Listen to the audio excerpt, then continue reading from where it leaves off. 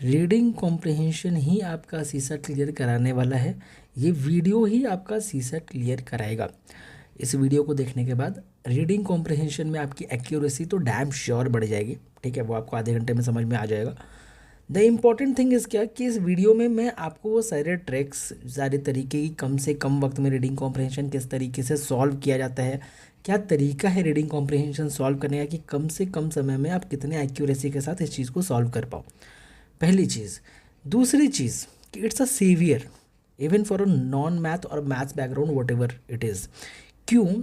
क्योंकि देखो, आपने नोटिस किया है कि पिछले कुछ समय में सीसेट में क्वांटिटेटिव एप्टीट्यूड, जिसको मैथ्स बोलते हैं, मैथ्स का जो लेवल है वो थोड़ा टफ होता जा रहा है और वहाँ पे reading comprehension comes into the picture. यहाँ पे रीडिंग कॉम्प्रिहेंशन ज़रूरी हो जाता है। तो यहाँ पे किस तरीके से यू हैव टू सॉल्व, क्या ट्रिक्स है, क्या तरीके हैं जिससे आप रीडिंग कॉम्प्रिहेंशन बहुत कम वक्त में बहुत आराम से बहुत ढंग से सॉल्व कर सकते हो। तो ये वीडियो उसके लिए बेस्ट है। ठीक है, मतलब बेस्टेस्ट है। आप पक्का लाइक थैंक यू कमेंट करके जाओगे, ये तो मैं डैम श्योर हूँ। सो नए हो इस चैनल पे तो please subscribe to our channel. चलो स्टार्ट करते हैं। तो स्ट्रैटेजी क्या रहने वाली है, स्ट्रैटेजी जानने से पहले एक बार पेपर का ओवरव्यू ले लेते हैं। तो देर आर टोटल 30 क्वेश्चंस, है ना। 30 क्वेश्चंस हमारे आरसीएस से होने वाले हैं, रीडिंग कॉम्प्रिहेंशन से होने वाले हैं। 50 क्वेश्चंस होते हैं मैथ्स से और रीजनिंग से। मैथ्स से होते हैं और रीजनिंग से होते हैं, और 30 क्वेश्चंस होते हैं कहाँ से, तो रीडिंग कॉम्प्रिहेंशन से। अंडरस्टूड। अब 30 क्वेश्चंस का मतलब है कि टोटल 75 मार्क्स के जो क्वेश्चंस है वो रहते हैं रीडिंग कॉम्प्रिहेंशन के, है ना।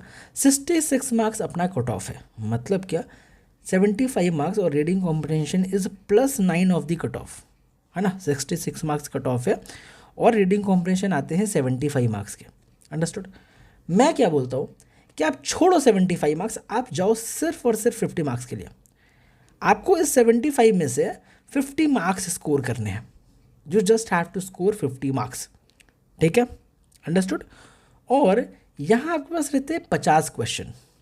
इस 50 क्वेश्चंस में से आपको सिर्फ और सिर्फ टारगेट करना है 10 ऐसे क्वेश्चंस, 10 ऐसे क्वेश्चंस जो आप बिल्कुल एक्यूरेसी के साथ कर पाओ और बहुत इजी है। मतलब यूपीएससी ऐसे क्वेश्चंस जरूर देगा यार। आप सोचो 50 क्वेश्चंस में से आपको 10 क्वेश्चंस इजी निकालने हैं। मतलब आप 40 क्वेश्चंस स्टिल छोड़ सकते हो, है ना। 40 क्वेश्चंस आपके पास लीवरेज है कि आप 40 क्वेश्चन छोड़ के आओ। आपको सिर्फ 10 क्वेश्चंस यहाँ से इजी फाइंड आउट करने हैं जो बहुत ईजीएस्ट होंगे। मैं बताऊंगा ये सारी चीज़ें सीसैट की स्ट्रैटेजी वीडियो में बहुत अच्छे से, कैसे क्या करना है बहुत डिटेल में बताऊंगा, कैसे इजीएस्ट क्वेश्चन फाइंड आउट करते हैं, सारी चीज़ें। इंपॉर्टेंट चीज़ें यहाँ समझो।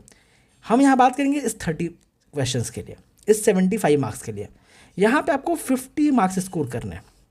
50 कैसे स्कोर कर सकते हो, तो अगर 30 क्वेश्चंस में से अगर आपकी 21 से 23 क्वेश्चंस की भी एक्यूरेसी बनती है, मतलब 30 क्वेश्चंस में से अगर आप 21 से 23 क्वेश्चंस भी सही करके आते हो, और ये भी मैं वो बता रहा हूँ जब आप सारे 30 अटेम्प्ट कर लो, जब आप सारे के सारे आरसीज अटेम्प्ट कर रहे हो और वहाँ पे अगर 21 से 23 क्वेश्चन तक आप अगर सही करके आते हो तो भी आप 50 मार्क्स लेकर आओगे। मतलब स्टिल आपके पास लीवरेज है कि 6 से 7 क्वेश्चन आप गलत करके आओ, तब भी आप 50 मार्क्स ला सकते हो। चलो अब आसान लगने लगा ना, आधी चीज़ें तो आपको यहीं से आसान लगने लगी।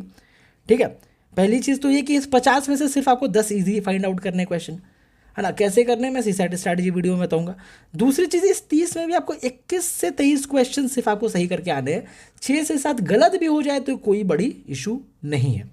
कैसे सही करना है, कैसे एक्यूरेसी और सारी चीज़ें अभी मैं ऊपर बात करूँगा जब मैं आपको सॉल्व करके दिखाऊँगा। अब दूसरी और ज़रूरी चीज़, पहले 45 मिनट, स्टार्टिंग के 45 मिनट्स अगर आप नॉन मैथ्स बैकग्राउंड से हो तो मैं ये रेकमेंड करूँगा कि सारे आरसीज कर लो। स्टार्टिंग के 45 मिनट्स आपका कॉन्फिडेंस अलग लेवल पे होगा। स्टार्टिंग के 45 मिनट्स जाओ, देख देख करके सारे आरसीज चुनो पेपर में से। देखो पेपर का पैटर्न ऐसा रहता है कि स्टार्टिंग के 4 आरसीज रहते हैं, फिर मैथ्स के क्वेश्चन रहते हैं, फिर 4 आरसीज रहते हैं, फिर मैथ्स के क्वेश्चन रहते हैं। तो स्टार्टिंग के 45 मिनट्स में टारगेट रखो कि मेरे को सारे आरसीज रीडिंग कॉम्प्रिहेंशन कर लेने हैं स्टार्टिंग के 45 मिनट्स में। अगर आप नॉन मैथ्स से हो तब मैं सीरियसली बोल रहा हूँ, मैथ्स से हो तो भी आप इस चीज़ को फॉलो कर सकते हो। क्यों? आपका कॉन्फिडेंस लेवल अलग लेवल पे होगा। आप सोचो स्टार्टिंग के 45 मिनट्स में ही आपने ये 50 मार्क्स गेन कर लिया है। जिस 50 मार्क्स की मैं बात कर रहा था, ये आपने स्टार्टिंग के 45 मिनट्स में ही गेन कर लिया है। मतलब अगले 75 मिनट्स के लिए आपको सिर्फ और सिर्फ 16 मार्क्स के लिए काम करना है, और 75 मिनट्स है आपके लिए। तो इस 75 मिनट्स में आप मैथ्स और रीजनिंग के 10 ईजी क्वेश्चंस बहुत आराम से सॉर्ट कर सकते हो, बहुत आराम से ढूंढ सकते हो। समझ रहे मेरी बात को? ये 75 मिनट्स इनफ है ये इजी 10-10 क्वेश्चंस फाइंड आउट करने के लिए, बहुत इनफ है। ठीक है, कुछ लोग अपना बहुत दिमाग लगाते हैं ना, और देखो मैं मैथ्स बैकग्राउंड के लिए नहीं बोल रहा हूँ, अगर यार आपका मैथ्स अच्छा है, मैथ्स बैकग्राउंड से हो, तो डेफिनेटली गो फॉर यार ऑल क्वेश्चंस। ठीक है, आप तो कर लोगे। लेकिन जिनके साथ इशू है, जिनके साथ मैथ का प्रॉब्लम है, जैसे मेरे साथ है इशू, है ना, मैं मैथ्स बैकग्राउंड से नहीं हूँ, ठीक है, तो मैं ऐसे करता था और मेरा ये अप्रोच हमेशा ही मेरे लिए वर्क करता था। ठीक है, तो कुछ लोग हैं ऐसा बोलते हैं स्टार्टिंग में मैं मैथ्स के ये 10 क्वेश्चन कर लेता हूँ या 11 क्वेश्चन कर लेता हूँ 1 घंटे में। यार तो आप सोचो कि आपने स्टार्टिंग के 1 घंटे में सिर्फ 10 क्वेश्चन किए हुए हैं, मतलब क्या आपने 25 मार्क्स का पेपर किया हुआ है, आपके पास सिर्फ और सिर्फ 60 मिनट बचा हुआ है, और स्टिल आप अभी कट ऑफ से बहुत दूर हो। आप सोचो आपका मोराल कैसा होगा, आप लास्ट में कितनी हड़बड़ी में रहोगे। तो जो भी मैं यहाँ कह रहा हूँ बहुत ही लॉजिक और बहुत ही सेंसिबल चीज़ मैं कह रहा हूँ। ठीक है, कि अगर आप नॉन मैथ्स बैकग्राउंड से हो, मैथ्स वीक है, ठीक है, और अगर मैथ्स के क्वेश्चन बहुत इजीली सॉल्व नहीं कर पाते हो, तो मैं आपको सजेस्ट करूंगा स्टार्टिंग के 45 minutes go for RCs, reading comprehension के लिए जाओ, सारे आरसीज ढूंढ के निकालो और सॉल्व करो। ठीक है, मैं आपको बता रहा हूँ स्कोर करने के लिए ये बेस्ट तरीका है। स्टार्टिंग के 45 मिनट्स जब आप 30 क्वेश्चन करके बैठोगे, आपको ऐसा लगेगा कि यार मैं 50 मार्क्स तक पहुँच रहा हूँ, बस थोड़े बहुत और ऊपर नीचे का अंतर है, आपका मोराल अलग लेवल पे होगा। ठीक है, you will feel like out of the world, बहुत बढ़िया फील होगा आपको। देन आपको PYQs प्रैक्टिस करने हैं, आपको मॉक्स एक भी नहीं लगाना। रीडिंग कॉम्प्रहेंशन के लिए कभी भी कोई मॉक नहीं लगाना। कितने लोगों का मैंने सुना है कैट के पेपर सॉल्व करते हैं, ठीक है, तो वो सारी चीज़ें नहीं करनी है। आपने केवल और केवल PYQs प्रैक्टिस करने और कुछ नहीं करना, ओनली PYQs। केवल आपको PYQs प्रैक्टिस करना है। आप खुद सोचो कि आप 2025 से लेकर 2015 तक के केवल आरसीज प्रैक्टिस कर लो, तो 30 क्वेश्चंस होते एक पेपर में, 10 साल में 300 क्वेश्चंस होंगे सिर्फ आरसीज के रीडिंग कॉम्प्रहेंशन के। किस लेवल पे होगा आपका रीडिंग कॉम्प्रहेंशन का एक्यूरेसी और सारी चीज़ें जो मैं बता रहा हूँ। तो आपको सिर्फ PYQs प्रैक्टिस करना है, मॉक्स नहीं करना। ठीक है, चलो मैं अब आपको ना आरसीज सॉल्व करके दिखाता हूँ कि रीडिंग कॉम्प्रहेंशन को सॉल्व कैसे करते हैं। ठीक है, 2025 का ही पेपर लेंगे, पहले क्वेश्चन से शुरू करते हैं। तो देखो, सबसे पहले और ज़रूरी चीज़, अपने को पैराग्राफ नहीं पढ़ना है, सबसे पहले अपने को डायरेक्टली क्वेश्चन पे जंप करना है। ठीक है, अब मैं आपको वो सारी चीज़ें नहीं बताऊंगा कि बिना क्वेश्चन देखे, बिना पैरा पर पढ़े कैसे आंसर निकाल, नहीं, वो सारी चीज़ें नहीं। जो भी चीज़ें मैं यहाँ से बोलूँगा बहुत सेंसिबल सी बात बोलूँगा, लॉजिक के साथ बोलूँगा। ठीक है, सो आपको डायरेक्टली क्वेश्चन पे क्यों जंप करना है, तो पहली और ज़रूरी चीज़ कि आपको बार बार पैराग्राफ ना पढ़ना पड़े। ठीक है, बार बार अगर पैराग्राफ पढ़ना पड़ता है अगर आपको क्वेश्चन नहीं पता है, तो जब आपको क्वेश्चन पता होता है ना, तो आप फिर पैराग्राफ में डायरेक्टली आंसर ढूंढने जाते हो। समझा क्या? तो इसीलिए पहले हमेशा क्वेश्चन पढ़ो। दूसरी चीज़, पैराग्राफ्स में या स्टेटमेंट्स में या क्वेश्चंस में कभी भी आपको एक्सट्रीम वर्ड्स या एक्सट्रीम सेंटेंसेस दिखे, तो यूपीएससी हमेशा एक्सट्रीम सेंटेंसेस या एक्सट्रीम वर्ड्स को गलत ही करेगा जब पैराग्राफ की हम बात करते हैं। तो now let's read the question. Which one of the following statement best reflect the critical message conveyed by the author. ठीक है, क्रिटिकल मैसेज का मतलब क्या है कि आपको ऑथर का पॉइंट ऑफ व्यू बताना है कि ऑथर यहाँ आपको मैसेज क्या देना चाह रहा है। समझ लो, ऑथर आपको इस पैराग्राफ से क्या बताना चाहता है।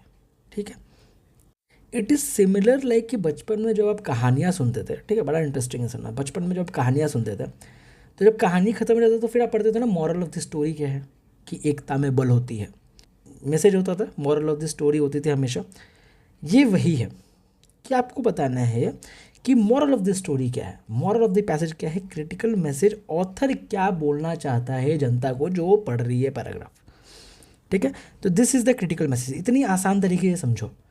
अब ज़्यादा उतना मैं घुमा फिरा करके what is the idea behind this is नहीं, सिंपल क्या कि ऑथर सिर्फ पैराग्राफ में क्या लिखा हुआ है उसके थ्रू आपको क्या मॉरल ऑफ द स्टोरी क्या बताना चाहता है, मॉरल ऑफ द पैरा क्या बताना चाहता है, पैरा से आपको क्या चाहता है कि ऑथर आप इस चीज़ से सीख लो। ठीक है, दैट्स इट। अब ऑप्शंस पढ़ते हैं। Conservation of biodiversity is not an issue to be worried about when some people dependent on ecosystem for their livelihood. मतलब अगर केवल कुछ लोग इकोसिस्टम पे डिपेंडेंट है तो कंजर्वेशन ऑफ बायोडाइवर्सिटी कोई इतनी बड़ी इशू या घबराने की बात नहीं है।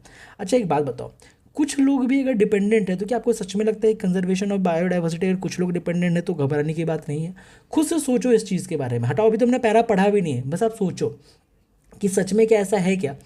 अच्छा चलो कुछ ही लोग हों और बहुत ढंग से बायोडाइवर्सिटी को एक्सप्लॉइट कर रहे हो, ठीक है, वो 10-15 लोग ही हों और ढंग से तमीज़ से बायोडाइवर्सिटी को एक्सप्लॉइट कर रहे हो, तो क्या वहाँ पे क्या conservation of biodiversity is not an issue to be worried about, है या नहीं है, ये बताओ। और यूपीएससी कभी भी ये मॉरल के अगेंस्ट नहीं जाएगा, ठीक है। So it is not a good, it is a extreme thing to say conservation of biodiversity is not an issue to be worried about when some people depend on the ecosystem for their livelihood. क्या है, ये statement तो गलत है, इतना तो समझा कि ये स्टेटमेंट गलत है, ठीक है। यूपीएससी जो है कभी ऐसी बात नहीं करेगा, ठीक है, बहुत एक्सट्रीम चीज़ है कहना। सेकेंड स्टेटमेंट क्या है, सेकेंड लाइन क्या है, commercial exploitation of forest goes against the fundamental right of the people dependent on the forest for food and shelter. हाँ हो सकता है, एक बार को क्यों नहीं हो सकता है कि कमर्शियल एक्सप्लॉयटेशन जो हो रहा है फॉरेस्ट का, ठीक है, वो जो लोग फॉरेस्ट पे डिपेंडेंट है, फॉरेस्ट पे डिपेंडेंट है for the food and shelter, उनके फंडामेंटल राइट, उनके मौलिक अधिकार के अगेंस्ट है। हो सकता है, बिल्कुल हो सकता है, क्यों नहीं हो सकता, it could be the answer. Sustenance of livelihood and the degradation of ecosystem while being together exacerbate one another leading to conflicts and imbalance। ठीक है, हो सकता है, बिल्कुल हो सकता है, बहुत पॉजिटिव सा स्टेटमेंट है, जनरल सा स्टेटमेंट है, बहुत प्यारा सा स्टेटमेंट है, ठीक है। आगे देखो, commercial exploitation of ecosystem should be completely stopped. Commercial exploitation बिल्कुल बंद कर देना चाहिए, स्टॉप कर देना चाहिए। ये पैराग्राफ कभी भी नहीं कहेगा, इतनी एक्सट्रीम चीज़ कभी पैराग्राफ कहेगा ही नहीं, और यूपीएससी भी कभी इतने एक्सट्रीम स्टेटमेंट्स को सही नहीं करेगा कि कमर्शियल एक्सप्लॉयटेशन बिल्कुल बंद कर देना चाहिए। तो यहाँ पे ये स्टेटमेंट भी रॉन्ग है। तो दो स्टेटमेंट हमने गलत किया ऑन द बेसिस ऑफ क्या, एक्सट्रीम स्टेटमेंट्स। ये दोनों क्या थे, एक्सट्रीम स्टेटमेंट्स थे, ठीक है। अब हम जानते हैं कि क्रिटिकल मैसेज क्या है। देखो अब अपने पास क्या है, अपने के पास सिर्फ दो ऑप्शन है जिसमें अपने को सेलेक्ट करना है, ठीक है। अपना एक बहुत बड़ा टेंशन यहाँ ख़त्म हो गया बस ऑप्शन पढ़ के। अब सिर्फ अपने को दो ऑप्शंस में सेलेक्ट करना है, मतलब यहाँ पे हमारी एक्यूरेसी की चांस इंक्रीज होगी। मैंने क्या बोला स्टार्टिंग में कि जो मैं तरीका बताऊँगा आपका एक्यूरेसी खुद ब खुद बढ़ जाएगा। आया ना समझ में? तो अभी आपने पैराग्राफ पढ़ा भी नहीं हो और आपके दो स्टेटमेंट्स गए हैं, अब आपको सिर्फ इन दोनों में सेलेक्ट करना है कि क्या सही हो सकता है, क्या सही नहीं हो सकता है। अंडरस्टूड? अब आओ पैराग्राफ पढ़ो। अब पैराग्राफ पढ़ने का भी एक तरीका होता है।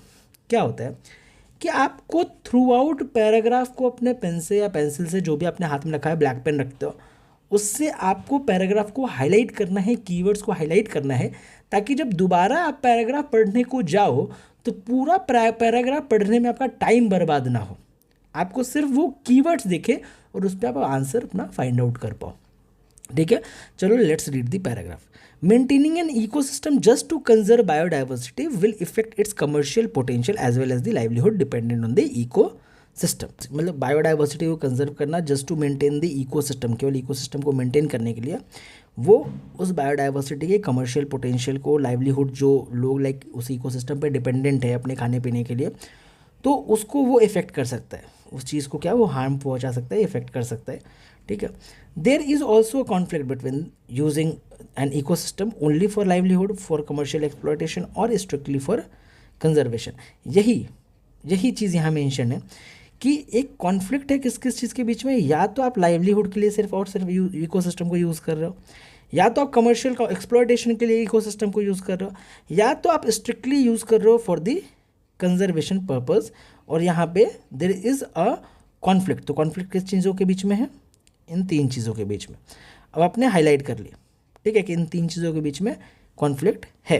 ओके, अब आगे पैराग्राफ क्या बोल रहा है कि deforestation caused due to the commercial exploitation, कि कमर्शियल एक्सप्लॉयटेशन के वजह से जो डिफॉरेस्टेशन हो रहे हैं, पेड़ कट रहे हैं, ये सारी चीज़ें हो रही है, that is leading to indirect harm. जैसे क्या क्या इनडायरेक्ट हार्म्स हो रहे हैं, फ्लड्स आ रहे हैं, सिल्टेशन का प्रॉब्लम आ रहा है, माइक्रो क्लाइमेटिक इंस्टेबिलिटी आ रही है, apart from adversely affecting the even it is affecting the livelihood depending on the forest. ठीक है, ऐसे लाइवलीहुड, ऐसे जनजीवन जो सिर्फ और सिर्फ फॉरेस्ट पे डिपेंडेंट है। These conflict are particularly acute in developing countries, mainly कहाँ पे है, डेवलपिंग कंट्रीज में है, मेनली कहाँ पे है, डेवलपिंग कंट्रीज में है, where the dependence of people on the ecosystem is significant, ठीक है, जहाँ पे लोगों का जो डिपेंडेंट है इकोसिस्टम पे वो ज़्यादा है, and commercial exploitation has potential to boost national income, वहाँ पे कमर्शियल एक्सप्लॉयटेशन करके उनको अपना नेशनल इनकम वो अच्छे तरीके से बूस्ट कर सकते हैं। Understood, this is the whole paragraph. मेरे को पैराग्राफ पढ़ने में टाइम लग रहा है क्योंकि मैं आपको समझा रहा हूँ, है ना, आपको इतना टाइम नहीं लगेगा एग्जाम में। मैं एक और आपको ट्रिक बताता हूँ पैराग्राफ पढ़ने का, बिल्कुल बीच में पढ़ना, ठीक है, बिल्कुल बीच में देखते हुए पढ़ोगे ना, बिल्कुल बीच में, है ना, बहुत जल्दी जल्दी पढ़ पाओगे, समझ रहे हो, एक एक लाइन रीड करने की ज़रूरत भी नहीं पड़ेगी, और सिर्फ कीवर्ड्स हाईलाइट करते चलना, जैसे मैंने कीवर्ड्स अभी हाईलाइट किया ना, कीवर्ड्स हाईलाइट करते चलना, ठीक है। अब आ जाओ ऑप्शंस में, जो 2 ऑप्शंस अपने बचे हुए थे, पहला और आखिरी तो देखना भी नहीं है अभी, ठीक है। देखो, commercial exploitation of forest goes against the fundamental right. अब फंडामेंटल राइट की कहीं बात करी, fundamental right of the people depend on the forest and food, fundamental rights की कहीं भी बात क्या की गई है कि कमर्शियल एक्सप्लॉयटेशन की वजह से फंडामेंटल राइट जा रहा है लोगों का, जो लोग इसमें डिपेंडेंट है लोगों के ऊपर, कहीं भी क्या फंडामेंटल राइट्स के बारे में बात करी गई हो, कहीं भी नहीं, कहीं भी फंडामेंटल राइट के बारे में बात नहीं की गई है। चलो ठीक है, दूसरा स्टेटमेंट पढ़ते हैं, sustenance of livelihood and degradation of ecosystem while being together exacerbate one another leading to conflict and imbalance. यही बात लाइक दूसरे लाइन में जो दूसरा सेंटेंस है वहीं पे इसकी बात की गई है, the same meaning, conflict between कहाँ का, ecosystem only for livelihood and the commercial exploitation.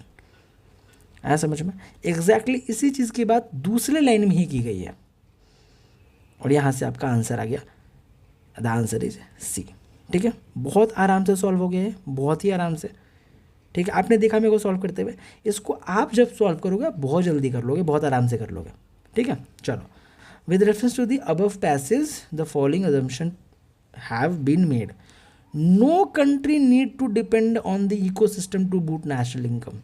National income को बूस्ट करने के लिए किसी कंट्री को ज़रूरत ही नहीं है इकोसिस्टम पर डिपेंडेंट रहने की। अब बताओ, किसी कंट्री को ज़रूरत ही नहीं है कि वो नेशनल इनकम के लिए या इकोसिस्टम पे डिपेंडेंट रहे। कितना एक्सट्रीम बात है ये कहना, मतलब कोई कंट्री अपने इकोसिस्टम पे डिपेंडेंट रहना ही छोड़ दे नेशनल इनकम के लिए, कुछ और रास्ता देख ले लेकिन इकोसिस्टम पे डिपेंडेंट ना रहे। कितना एक्सट्रीम चीज़ है ये कहना, बिना कुछ सोचे ऐसे स्टेटमेंट्स को ऐसे काट दिया जाता है। आगे देखो, resource rich country need to share their resource with those of scant resource. मतलब जो रिसोर्स रिच कंट्री हैं, जिनके पास अच्छे खासे रिसोर्सेज है, उनको आप क्या करना चाहिए कि उनको जो है अपने रिसोर्सेज को ऐसे कंट्रीज़ को शेयर करना शुरू करना चाहिए जिनके पास रिसोर्सेज नहीं है। इससे इकोसिस्टम का डिग्रेडेशन नहीं होगा।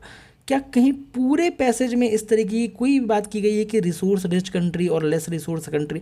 रिसोर्स की तो बात ही नहीं हुई है कहीं किसी कंट्री के पास ज़्यादा रिसोर्स है, किसी कंट्री के पास कम रिसोर्स है। आप समझ रहे हो मेरी बात को? और दूसरी चीज़, यहाँ डेवलपिंग कंट्रीज़ लिखने का मतलब ये बिल्कुल भी नहीं है कि इन कंट्रीज़ के पास रिसोर्सेज कम है। इंडिया एक डेवलपिंग कंट्री है, क्या आपको इंडिया क्या रिसोर्सेज कम है इंडिया के पास क्या? तो ऐसा बिल्कुल भी नहीं है कि कहीं डेवलपिंग कंट्री या अंडर डेवलप्ड कंट्री लिखा हुआ है तो उसका मतलब कि those countries are not resource rich. ठीक है, कहीं से भी आप ये सिनोनिम इस चीज़ का नहीं निकाल सकते हो। ठीक है, तो इट इज़ जस्ट लाइक, जैसे मान चलो पैराग्राफ में लिखा है एक ग्लास में आधा पानी है, एक ग्लास में आधा पानी है, इस पैराग्राफ में लिखा हुआ है। हाँ, और ऑप्शन में लिखा हुआ है कि हाँ ग्लास इज़ हाफ एम्प्टीड और ग्लास आधा खाली है। पैराग्राफ में लिखा है ग्लास में आधा पानी है, पैराग्राफ में लिखा है ग्लास आधा खाली है। दोनों ही सही हैं, दोनों एक दूसरे के सिनोनिम हैं। लेकिन पैराग्राफ में लिखा है ग्लास में आधा पानी है और ऑप्शन में आपको स्टेटमेंट में दिया हुआ है कि ग्लास लीक हो रहा है। अब आप कैसे खुद से अज्यूम कर लोगे क्या कि ग्लास लीक हो रहा है? पैराग्राफ में कहीं मेंशन है ग्लास लीक हो रहा है? पैराग्राफ में सिर्फ इतना बोला था कि ग्लास आधा खाली है ना? तो आप खुद से तो अज्यूम नहीं कर सकते ना ग्लास से पानी लीक हो रहा है इसलिए आधा खाली होगा, है ना? खुद से आप अज्यूम तो नहीं कर सकते इस चीज़ को। तो जो पैराग्राफ में लिखा है उससे ही स्ट्रिक्ट रहना है। अब ये डेवलपिंग कंट्रीज देखकर ही कुछ लोग सोचेंगे क्या कि हाँ ये सही हो सकता है कि स्कैंट रिसोर्स जो है डेवलपिंग कंट्रीज़ के पास रिसोर्सेज कम है, तो रिसोर्स रिच कंट्री जो है उनको कुछ अगर दे तो उनका डिग्रेडेशन नहीं होगा। लेकिन नहीं, ऐसा नहीं है बिल्कुल। आप इस ग्लास वाले एग्जाम्पल को हमेशा याद रखो कि यहाँ पे जो दिया हुआ है, जैसे मान चलो अगर डेवलपिंग कंट्री दिया है तो ऐसा अगर ऑप्शन में था country who is less developed, है ना, और developed countries need to share their resources with the less developed countries, तो एक बार को समझता भी। लेकिन यहाँ पे क्या रिसोर्स रिच कंट्री और लेस रिसोर्स कंट्री, तो ये आप कैसे खुद से अज्यूम तो नहीं कर सकते ना कि डेवलपिंग कंट्रीज के पास लेस रिसोर्स ही होएगा। अंडरस्टूड, समझे इस बात को। तो ये भी एक सब चीज़ समझना कि आपको किस तरीके से पैराग्राफ के साथ स्टिक रहना है, कि ग्लास में आधा पानी है मतलब ग्लास आधा खाली है हो सकता है, लेकिन ग्लास लीक कर रहा है ये नहीं हो सकता है। The answer is neither one and nor two. तो इसका मतलब ये हुआ कि यहाँ जो अजम्पशन लिखा हुआ है, कौन सा अजम्पशन सही है, तो यहाँ पे आपको खुद के अजम्पशंस नहीं देने, आपको ये अजम्पशंस भी पैराग्राफ से ही निकालने हैं। आप कुछ भी अज्यूम नहीं कर सकते हो। जो ये अजम्पशंस होंगे ये अजम्पशन भी आपको पैराग्राफ के साथ स्टिक रहना है, और आपको ऑथर का अजम्पशन बताना है कि ऑथर क्या अज्यूम कर रहा है, ठीक है, ना कि आपको खुद का कुछ भी अजम्पशन बता देना है। जैसे मैंने यहाँ ग्लास वाला एग्जाम्पल दिया, तो आपको पैराग्राफ से अजम्पशन निकालना है रादर देन खुद का कोई भी अजम्पशन बना लेना है। Understood. Now let's jump on the second passage. Second passage पढ़ने के पहले एक बार हम लोग क्वेश्चन पहले देखते हैं, क्वेश्चन क्या है, ठीक है। चलो, तो which one of the following statement best reflect the central idea of the passage. किसके बारे में बात हो रही है? Central idea of the passage. Central idea क्या बोलते हैं कि आपसे पैसेज क्या कन्वे करना चाहता है। तो जब कभी भी सेंट्रल आइडिया होगा ना, तो मतलब पता क्या होगा, पैसेज आपको बार बार क्या प्रूफ करना चाहता है, ये बोलता है सेंट्रल आइडिया। इसका आंसर आपको डायरेक्टली पैसेज में दिखेगा, ठीक है। आपने क्या पढ़ा है रीडिंग कॉम्प्रहेंशन के बारे में, क्या नहीं पढ़ा है, सब कुछ अभी भूल जाओ। जो मैं बता रहा हूँ सिर्फ बस इतना समझना, ठीक है, सिर्फ इतना समझना क्या कि सेंट्रल आइडिया का मतलब क्या है। सेंट्रल आइडिया का मतलब है कि पैसेज आपसे डायरेक्टली क्या बोलना चाहता है, आपको इसका आंसर डायरेक्टली पैसेज में दिखेगा। डायरेक्टली कहाँ दिखेगा? पैसेज में दिखेगा, ठीक है। पैसेज बार बार इस चीज़ को प्रूव करना चाहेगा कि पैसेज का आइडिया क्या है, समझ लो। आइडिया आपको दिखेगा, जैसे होता है ना किसी इंसान का आइडिया उसके थॉट्स में दिखता है, ठीक है। कोई इंसान अगर अपना थॉट्स कन्वे करेगा तो आपको समझ में आएगा कि हाँ what he is trying to say, what is his idea, तो आपको वो डायरेक्टली स्टेटमेंट में दिखेगा। लेकिन आपको पहले इसके लिए स्टेटमेंट पढ़ना होगा, ठीक है। चलो एक बार ऑप्शंस पहले देख लेते हैं, कोई एक्सट्रीम स्टेटमेंट है कि नहीं। एक्सट्रीम ऑप्शन है कि नहीं जिसको हम हटा सकते हैं, पहले एक बार देख लेते हैं। Economies of scale is essential for the transition of green growth, may भी हो सकता है। Modern technology progress is intensely linked with the part dependent innovation, may भी हो सकता है, देखना पड़ेगा एक बार passage. Country with the large economies are in a better position to adopt green technologies, obviously passage देखना पड़ेगा, बहुत ही ईजी गोइंग और वैसा स्टेटमेंट है कि हाँ हो भी सकता है। Timing plays a crucial role in case of green technology development, हाँ देखना पड़ेगा, बिल्कुल देखना पड़ेगा। चलो, तो मतलब यहाँ अपने को पहले पैसेज देखना पड़ेगा, एक्सट्रीम स्टेटमेंट नहीं हटा सकते। लेकिन एक फ़ायदा अपना हो गया कि सेंट्रल आइडिया अपने को ढूंढना है। मतलब क्या कि अपने को पैसेज पढ़ के इतना तो समझ में आ जाएगा कि what is the central idea. अब यहाँ पे अगर आप क्वेश्चन नहीं पढ़े होते और डायरेक्टली अगर आप पैसेज पढ़ते ना, तो आपको दोबारा पैसेज पे जाना पड़ता सेंट्रल आइडिया देख करके, और फिर दोबारा जाके पैसेज पढ़ते पूरा। समझे मेरी बात को? तो आपने यहाँ पे देख लिया सेंट्रल आइडिया क्या है। अब आप पैसेज को उसी तरीके से पढ़ोगे ताकि आप आंसर एक बार में ही फाइंड आउट कर पाओ जब आप पैसेज पढ़ने जाओ। समझा ना? चलो आ जाओ पैसेज देखते हैं। देखो पैसेज का क्या है। The history of renewable energy, history of renewable energy, ठीक है, suggest there is a steep learning curve, meaning that as more is produced cost fall rapidly because of economies of scale and learning by doing. देखो simple सी बात ये कहना चाह रहा है पैराग्राफ कि रिन्यूएबल एनर्जी का इतिहास उठाओ या हिस्ट्री उठाओ तो ये देखने को मिलता है कि वही चीज़, वही कंट्रीज़ या वही इकोनॉमीज़ आगे बढ़ पाए हैं जो लर्निंग बाय डूइंग कर रहे हैं या जो बहुत टाइम से प्रोड्यूस कर रहे हैं। तो एक टाइम पे प्रोड्यूस करते करते करते करते होता क्या है कि उनका कॉस्ट अपने आप फॉल हो जाएगा, कॉस्ट अपने आप गिर जाएगा, ठीक है। तो ऐसी कंट्रीज़, ऐसी इकोनॉमीज़ जो एक लंबे समय से क्या कर रहे हैं कि सीख रहे हैं और प्रोड्यूस कर रहे हैं, तो एक बार को क्या होगा कि उनका कॉस्ट जो है समय के साथ प्रोडक्शन बढ़ता जाएगा और कॉस्ट गिरता जाएगा, ठीक है। प्रोडक्शन बढ़ेगा और कॉस्ट क्या होगा? गिरता जाएगा वक्त के साथ, ठीक है। ये बोल रहा सीधी सी बात in the context of renewable energy, ठीक है। The firms green innovation is path dependent. Green innovation जो है फर्म का, किसी भी फर्म का जो ग्रीन इनोवेशन है, जो ग्रीन डेवलपमेंट है, वो पाथ डिपेंडेंट है, मतलब इसी पाथ को फॉलो करते हैं। क्या? लर्निंग बाय डूइंग वाले पाथ को, तो the more a firm does the more it is likely to do in the future, मतलब जितना एक फर्म लर्निंग बाय डूइंग करेगा, ठीक है, उतना ही that firm will like produce in the future और उसका कॉस्ट ऐसा कम होता जाएगा। अब इसका बेस्ट एविडेंस बताता है आगे, स्ट्रॉन्गेस्ट एविडेंस क्या है, price of solar energy which became about 90% cheaper during 2010, ठीक है, जो सोलर एनर्जी का प्राइस है वो 90% चीपर हो गया है जो हम लोगों ने 2010 में था, और 2010 में जो हमने एस्टिमेट करा था कि आगे चल के क्या प्राइस होगा, वो it is completely like continuously beating as well. It is continuously beating the forecast. Understood? Repeatedly beating the forecast. ठीक है, तो जो प्राइस है सोलर एनर्जी का वो 90% चीपर हो चुका है, और अभी production like India is one of the like best और largest producer of the solar energy, आपको पता है इस बारे में, है ना। तो समय के साथ में सोलर एनर्जी का क्या हो रहा है, चीप होता जा रहा है ना। जब सोलर एनर्जी 2010 में आया था उसके बाद से 90% चीपर हो चुका है अभी तक। It is the strongest evidence कि एक फर्म जितना प्रोड्यूस करेगी इन फ्यूचर और लर्निंग बाय डूइंग करेगी, मतलब सीखते जाएगी। अब ऐसे ही होता है ना, सीखते हो, करते हो, गिरते हो, फिर सीखते हो, करते हो, गिरते हो, सीखते हो, करते हो, गिरते हो। इस तरीके से एक समय में क्या होगा कि आपका एफर्ट बहुत कम लगता है और आपका आउटपुट ज़्यादा निकलता है। तो सेम वही चीज़ यहाँ पे हो रहा है कि अभी India is producing more solar energy और कॉस्ट अब क्या हो गया, बहुत कॉस्ट एफिशिएंट हो गया, कॉस्ट बहुत कम हो गया, ठीक है। तो विद टाइम ये चीज़ें होती है। Moving early and gradually gives economies more time to adjust, ठीक है। जल्दी स्टार्ट करने से जो इकोनॉमीज़ हैं उनको ज़्यादा वक्त मिलता है एडजस्ट करने के लिए। जितनी जल्दी स्टार्ट करेंगे उतना ज़्यादा वो एडजस्ट कर पाएंगे, उतना ज़्यादा उनको फ़ायदा मिलेगा of the path dependent green investment, ठीक है। लेकिन जो जितना लेट करेगा उसको उतना ही केओटिक ट्रांजिशन मिलेगा और ज़्यादा महंगा ट्रांजिशन होगा। तो जितना जल्दी हो सके उतना जल्दी स्टार्ट करने का अपने को। अंडरस्टूड? चलो अब आ जाओ, देखते हैं आंसर, ठीक है। पहला ऑप्शन क्या था, economies of scale is essential for transition of growth. एक ये था, एक ये छोटा सा पार्ट था ऑफ द होल पैराग्राफ की इकोनॉमीज ऑफ स्केल जो है पहले लाइन में यहाँ पे मेंशन था, ठीक है। बट आप ये नहीं कह सकते कि सेंट्रल आइडिया है। सेंट्रल आइडिया क्या होता है कि जब पूरा पैराग्राफ पढ़ोगे तो वहाँ से आप क्या आइडिया फेच कर पा रहे हो, ठीक है, वहाँ से वो क्या आइडिया निकल के आ रहा है। Understood? Modern technology progress is intensely linked with the part development. Modern technology की तो कहीं बात ही नहीं हुई है कि मॉडर्न टेक्नोलॉजी प्रोग्रेस ज़रूरी है और इंटेंसिवली लिंक्ड है। ये यहाँ पे तो लर्निंग बाय डूइंग की बात हो रही थी, ठीक है।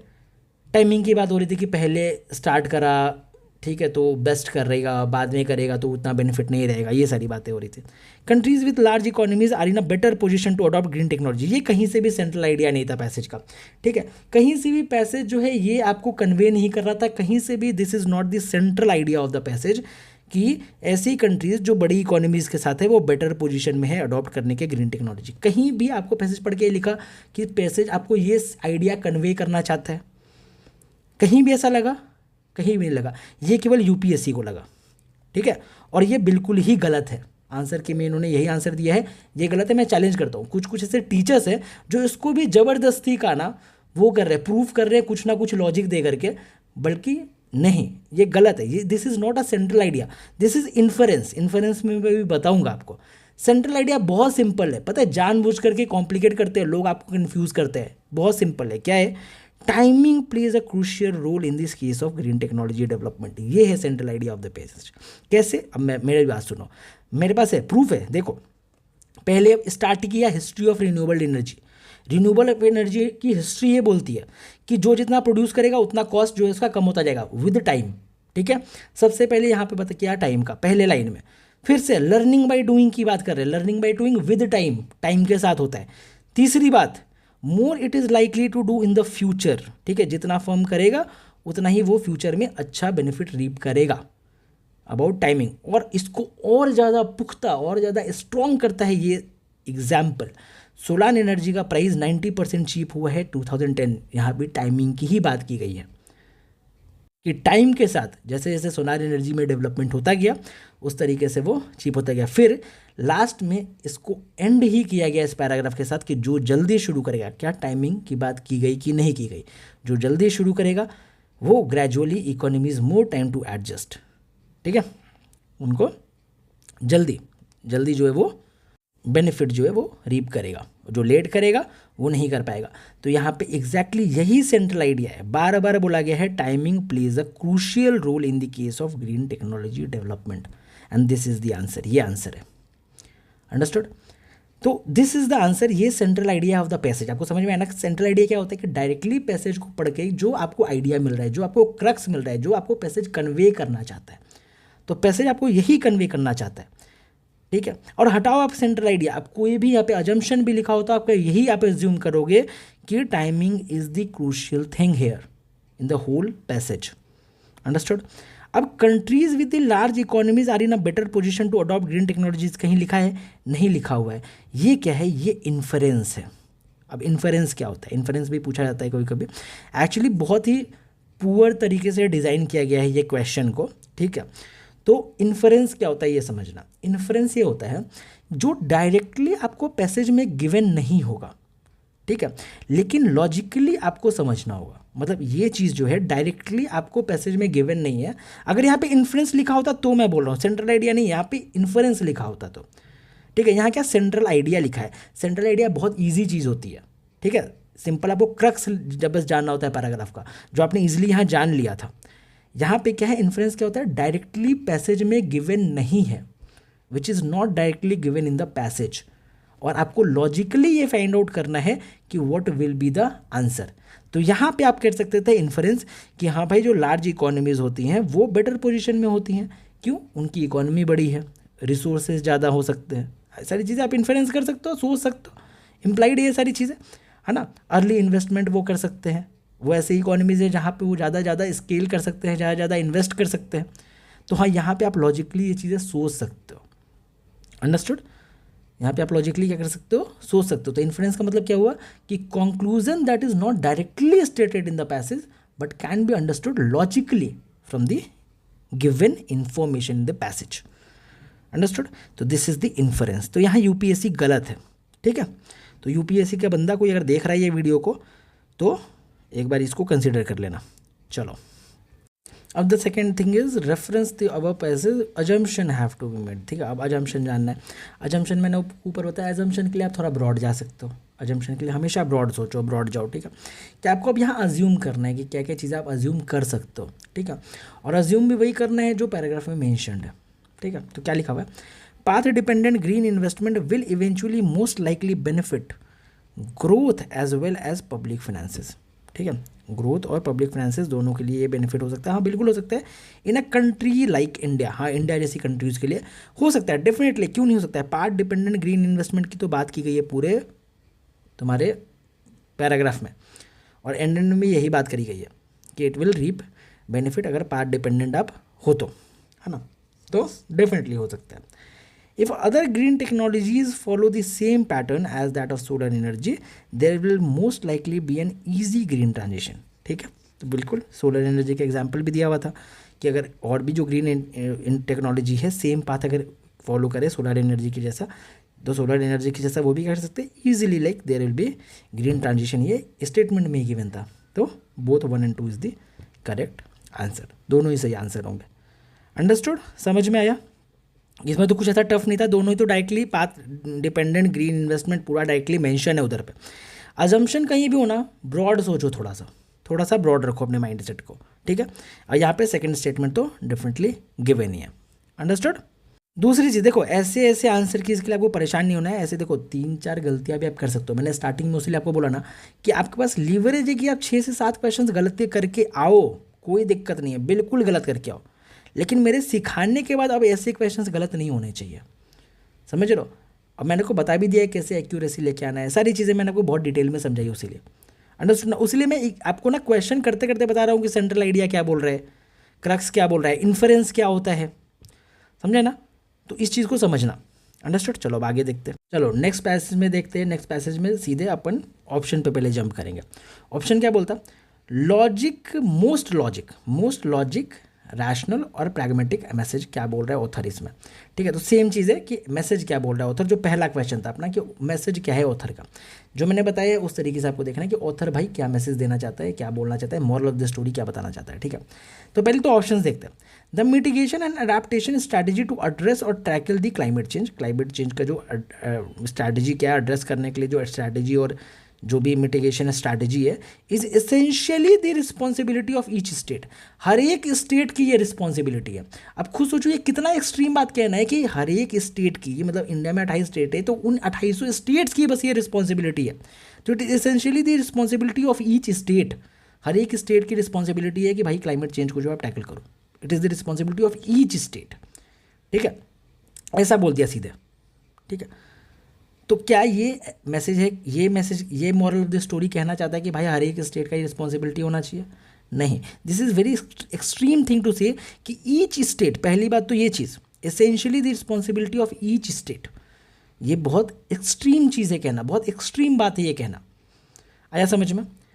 दूसरी चीज़, India is too diverse to implement any effective strategy और प्रोग्राम टू एड्रेस और टैकल दी क्लाइमेट चेंज। मतलब इंडिया बहुत डाइवर्स है, तो उसीलिए इंडिया में भाई कोई भी आपको क्लाइमेट चेंज से रिलेटेड या क्लाइमेट चेंज को एड्रेस करने के लिए कोई भी प्रोग्राम या स्ट्रैटेजी जो है इंप्लीमेंट नहीं हो सकता।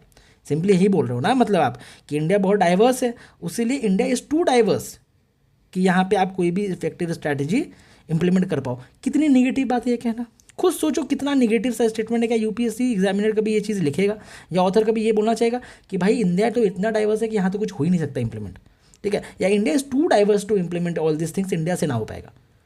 बहुत एक्सट्रीम चीज़ है कहना, बहुत एक्सट्रीम बात है ये कहना, समझा? आपको पढ़ के ही पता लग रहा है, अभी हमने पैराग्राफ पढ़ा भी नहीं है और आपने ये दो स्टेटमेंट्स हटा भी दिए, ठीक है, आपने हटा भी दिए। Then it is basically the responsibility of the union government to implement the climate action plan and ensure the net zero emission। मतलब क्या कि ये बेसिकली रिस्पॉन्सिबिलिटी पूरी केवल केंद्र सरकार की, यूनियन गवर्नमेंट की है कि क्लाइमेट एक्शन प्लान जो है वो इम्प्लीमेंट करे और नेट जीरो इमिशन लेकर के आए। पूरी रिस्पॉन्सिबिलिटी किसकी है? यूनियन गवर्नमेंट की। यहाँ सेम इसी तरीके का ये ऑप्शन है कि पूरी रिस्पॉन्सिबिलिटी क्या है? हर एक स्टेट की, सारे 28 स्टेट्स की रिस्पॉन्सिबिलिटी है, यहाँ पे था। अंडरस्टूड? और यहाँ पे क्या है? ये यूनियन गवर्नमेंट की बोल दिया, ठीक है। चलो अगला स्टेटमेंट पढ़ते हैं। India need to formulate effective climate change mitigation and adaptation strategy at the state and regional level. कितना प्यारा सा, कितना सॉफ्ट स्टेटमेंट है, लगा ना? स्टेटमेंट पढ़ के ही लग रहा है क्या कि इंडिया को ज़रूरत है एक इफेक्टिव क्लाइमेट चेंज मिटिगेशन या अडेप्टेशन स्ट्रैटेजी बनाने की स्टेट और रीजनल लेवल पे। क्या कहीं लिखा है कि रिस्पॉन्सिबिलिटी ऑफ यूनियन गवर्नमेंट है या रिस्पॉन्सिबिलिटी ऑफ, भाई ये सबकी रिस्पॉन्सिबिलिटी है। क्लाइमेट चेंज जो है ये सबकी रिस्पॉन्सिबिलिटी है टू टैकल। तो इंडिया को क्या ज़रूरत है? टू फॉर्मुलेट, इंडिया को ज़रूरत है, ना कि स्पेसिफिकली यूनियन गवर्नमेंट को, स्टेट गवर्नमेंट को। केवल स्टेट गवर्नमेंट की ही रिस्पॉन्सिबिलिटी क्यों होगी भाई? ऐसे सोचो कितना एक्सट्रीम है ये बात कहना कि केवल स्टेट गवर्नमेंट की रिस्पॉन्सिबिलिटी है, या एसेंशियली केवल स्टेट गवर्नमेंट की रिस्पॉन्सिबिलिटी है, यूनियन गवर्नमेंट तो इग्नोर करते हैं। Essentially it is state government responsibility. कैसे? यहाँ पे सेम क्या, बेसिकली यूनियन गवर्नमेंट का रिस्पॉन्सिबिलिटी नहीं। India need to formulate effective climate change mitigation. तो दूसरा तो आपको पता था कि बहुत, ये तो निगेटिव सा स्टेटमेंट ही है। पहला गलत किया, दूसरा भी हमने इसी तरीके से गलत किया, रिस्पॉन्सिबिलिटी ऑफ यूनियन गवर्नमेंट बोल दिया, जैसे ऊपर स्टेट का बोला था। And D is the answer, D will be the answer, definitely D will be the answer. अभी हमने पैराग्राफ पढ़ा भी नहीं है और ये आपका 2 मार्क्स आ चुका है यहाँ पे। पढ़ा, केवल स्टेटमेंट पढ़ के। अब आ जाओ पैराग्राफ भी देखेंगे, पैराग्राफ बिल्कुल देखेंगे। चलो पहले एक बार ये नेक्स्ट क्वेश्चन देख लेते हैं इसका। क्या? With reference to the passage the following assumption. अब यहाँ पे अजम्पशन का क्वेश्चन है, अजम्पशन में आप थोड़ा ब्रॉड जा सकते हो। देखते हैं क्या है। तो green energy production can be linked to the integrated with the, can be linked to और integrated with the climate change mitigation and adaptation strategy. ठीक है, बहुत ही बेसिक सा, बहुत ही जेनरिक सा, बहुत प्यारा सा स्टेटमेंट है। क्या कि जो ग्रीन एनर्जी प्रोडक्शन है उसको लिंक करो क्लाइमेट चेंज स्ट्रैटेजीज के साथ में। अच्छी चीज़ है, बिल्कुल बढ़िया चीज़ है। Effect of climate change are much more severe in coastal and mountainous region. Coastal और माउंटेनियस रीजन में क्लाइमेट चेंज का इफेक्ट जो है बहुत ज़्यादा है, बहुत सीवियर है। ठीक है, अब ये मे भी हो सकता है, नहीं हो सकता, ये अपने को पैराग्राफ पढ़ के पता लगेगा। ठीक है, बट पहला तो सही है क्योंकि पहला एक अजम्पशन है जो बहुत प्यारा सा स्टेटमेंट भी है। ठीक है, इसमें कुछ भी वैसा नहीं है। चलो आ जाओ देखते एक बारी, इस पढ़ते पैसेज पढ़ते। Each state in India faces a distinctive set of challenges regarding the impact of warming. ठीक है, जितने भी स्टेट है वो तुम्हारा distinctive set of challenges face कर रहे हैं वार्मिंग को लेकर के, but also offer its own set of opportunities for reducing emission depending on it's natural resources. लेकिन उनके पास अपने सेट ऑफ अपॉर्चुनिटीज़ है क्या, कि वो अपने इमिशन को कम करे और नेचुरल रिसोर्सेज पे अपनी डिपेंडेंसी को बढ़ा ले। ठीक है, बढ़ाए। तो ये सारे स्टेट्स जो है उनके अपने चैलेंजेस भी है, अपने पास उनकी अपॉर्चुनिटीज़ भी है। ठीक है, now for example coastal states. अब क्या है फॉर एग्जाम्पल, यहाँ पे क्या एग्जाम्पल की बात करेगी कि एग्जाम्पल दिया जा रहा है कि कोस्टल स्टेट इन इंडिया, तुम्हारे पहले हमने क्या बोला था, पहले हाईलाइट करो। ठीक है, चैलेंजेस भी है और अपॉर्चुनिटीज भी है। एग्जाम्पल क्या, coastal state need to take action to protect their shores from sea level rise. ठीक है, जो कोस्टल स्टेट है वहाँ क्या हो रहा है, सी लेवल राइज हो रहा है और उसके वजह से क्या करो, उनके शोर्स को प्रोटेक्ट करने की जरूरत है। District that are drier need to prepare for variable monsoon precipitation. ठीक है, ऐसे डिस्ट्रिक्ट जो सूखे हैं, ठीक है, जो सूखे डिस्ट्रिक्ट है, they are need to prepare for the monsoon precipitation. ठीक है, जो सूखे डिस्ट्रिक्ट है उनको मॉनसून प्रेसिपिटेशन, जो मॉनसून में बारिशें आती है, ठीक है, उनके लिए प्रिपेयर करने की ज़रूरत है। देन हिमालयन रीजन, ये भी सब एग्जाम्पल की बात हो रही है। Himalayan region have their own unique challenges, उनके अपने अपने यूनिक चैलेंजेस है। Then selected part of peninsular India and offshore areas offer great opportunity for harnessing wind power। ठीक है, जो पेनिनसुलर इंडिया है वहाँ पे तुम्हारे बहुत अपॉर्चुनिटीज़ है कि विंड पावर को हार्नेस किया जा सके। These various aspect need to consider for developing clear and sustainable goal for the future. ठीक है, तो ये एस्पेक्ट्स आपको हेल्प कर सकते हैं। देखो यहाँ पे क्या बात की गई, पहले स्टेट्स की बात की गई। ठीक है, हिमालयन रीजन की बात की, कोस्टल स्टेट्स की बात की, पेनिनसुलर इंडिया की बात की, पूरे इंडिया की बात की गई। इससे आपको प्रूफ हो गया कि आपका डी वाला स्टेटमेंट सही था। ठीक है, आपको यहाँ पे एक प्रूफ मिल गया कि आपका ये स्टेटमेंट सही था जो आपने टिक किया, बिना देखे किया था, लेकिन ये सही है।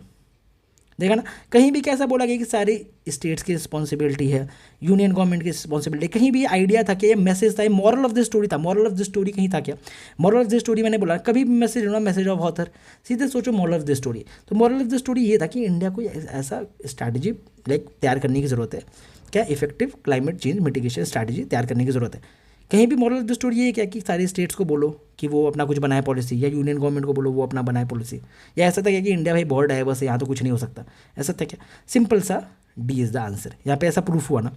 ठीक है, अभी नीचे अजम्पशन वाली चीज़ में सेम चीज़ है ना, effect of climate change are much more severe in coastal and mountainous region. कहीं से भी आप ये अज्यूम कर सकते हो, कहाँ पे लिखा है कि it is much more severe. पहली बात तो मच मोर क्या हो गया, एक एक्सट्रीम स्टेटमेंट।